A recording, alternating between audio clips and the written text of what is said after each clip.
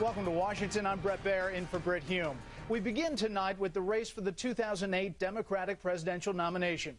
But it sounds very much like 1992, when a candidate named Clinton was in the hunt, and the rallying cry was, "It's the economy, stupid."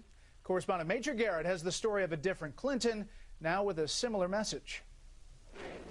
Hillary Clinton said the whiff of recession is in the air and called for up to $110 billion in deficit spending as a one-time maneuver to jumpstart the economy. I am calling on the President and the Congress to work together to come up with some quick action to be able to prevent this slide toward recession. Clinton called for at least $70 billion in new spending, $30 billion to aid homeowners trapped in the mortgage meltdown, $25 billion to help low-income families pay energy bills, $10 billion for expanded unemployment insurance, and $5 billion to boost so-called green-collar jobs. In addition to that $70 billion of immediate spending, Clinton said she's open to another $40 billion in federal spending or tax credits. In language lately reserved for her chief rival Barack Obama, Clinton attacked President Bush for ignoring economic hardships. You know, I know sometimes people try to act like facts don't matter. You know, facts kind of get in the way of soaring rhetoric or political combat.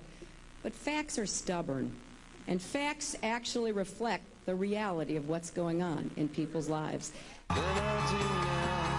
Meanwhile, Obama, fresh off the endorsement yesterday of 2004 Democratic Party nominee John Kerry, picked up the support of Arizona's two-term governor Janet Napolitano, a rising party star who said she wrestled with backing Hillary before throwing her support to Obama. But in the end, it was a decision about change. It was a decision about freshness. It was a decision about a new voice in Washington, D.C., where really, in my experience in the last few years, all D.C. is a place where good ideas go to die.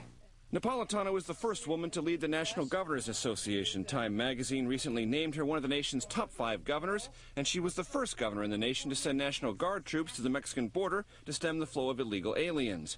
Napolitano will campaign with Obama before the competitive Nevada caucuses on January 19th and predicted the Clinton-Obama battle will last for some time. Plain fact of the matter is, this is a hard-fought primary race. It's an exciting race for that in that regard, because we have qualified candidates that are running, and they're really going to go at it now for the next couple of weeks. So you're going to have people in both camps who have been in prior administrations, just the way it is.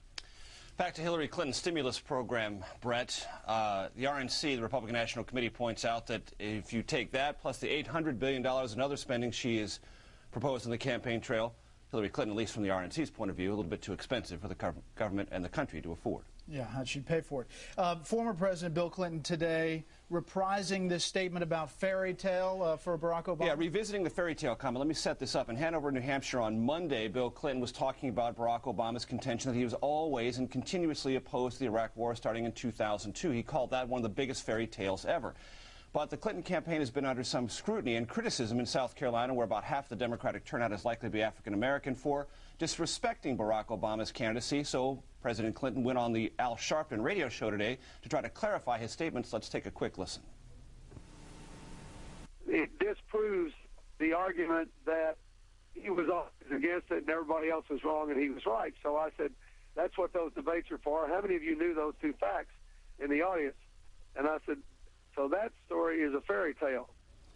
What Clinton was referring to is Obama's contention in 2004 that he wasn't sure how he would have voted on the Iraq War resolution if he had been in the Senate. The Obama campaign says that was merely a protective gesture to protect John Kerry, the party nominee who was getting pounded at the time for voting for the Iraq War, and for saying afterwards that his position on the Iraq War was the same as President Bush's. The Obama campaign said that merely meant he wanted it to work out and succeed after having the war, seeing it being started. So these racial overtones with some of these comments, is that going to continue to be a story? What sounds like it's going to be an issue in South Carolina, and clearly President Clinton could have gone to any venue to express these clarifications. That he went on Al Sharpton's radio show indicates the sensitivity the Clinton campaign views this particular issue with. Al Sharpton, it should be pointed out, has also yet to endorse in South Carolina or anywhere else. Okay, Major, thanks. Well, on Clinton